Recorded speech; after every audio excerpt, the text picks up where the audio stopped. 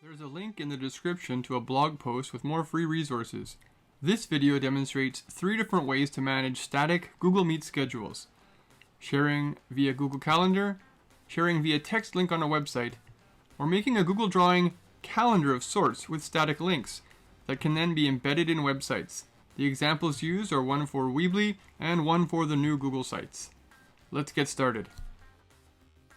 So I'm just going to type in Meet Google, go in, get to it. Now I can start one up. Continue, I didn't have one saved. So here we have a Meet. I can invite people to this. Here I have a URL. Command C copies that.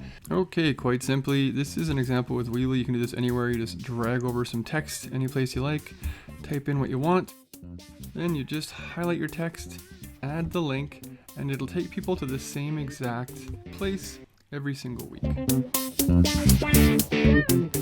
Of course, you can go in here to edit it, and you can go to add conferencing and just add a Hangouts Meet. But like I said, if people don't have this already set up in their Google Calendars, which not everyone has access to, it's a little bit more difficult. So what I've done is, let me scroll it up here.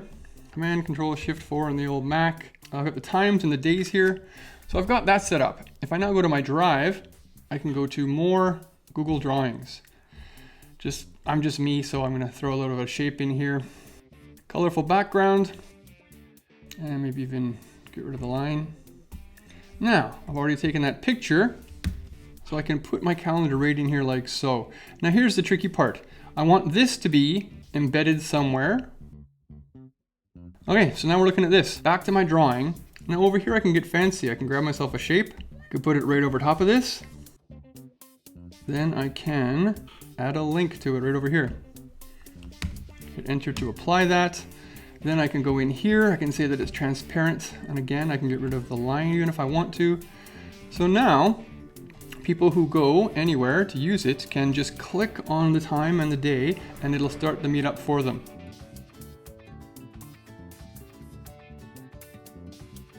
I'm gonna go over here, call this meetings. Why not? Makes sense. Okay, if you're looking to put this somewhere else, like perhaps a Weebly site, it'll work much the same on a lot of different sites. I can just go over here to share, as you've been encouraged to do already. Go to advanced, make this public on the web, and that's done. Next thing I can do is I want to go and get the embed code for this. So file, publish to the web. Get the embed code right here. You can choose what size I'm after. Let's go with medium. With the embed code. Publish it. I'm sure that I want to do this, indeed. There it is, Command copy. Go over here. Now this is in Weebly, but it's basically the same anywhere else. You just find yourself an embed code block, dump it on your page, click on this, edit the custom HTML, and Bob's your uncle, away you go. And you can see there it is. If I published it, I can see if I clicked on it, it would work. There it is. That is another way of sharing out your weekly meets with your students in a way that they can always access it readily without having to go and invite them. Go over to a Google site that I just made, Rando site. Here I can go to tap, and I'm going to put something in from my drive. So why don't I go with recent meetings? Boom, there it is. So now it is in here. I can scroll up, fit it in a little bit better. Now once I publish it, which I won't do, anybody who goes to this link every single time, you can set up all your classes like this, they just tap on this, immediately they're invited to the same place to have their meetings every single week. It's just one way of making things a little easier for students who might be a little put upon with all sorts of new things, especially younger ones.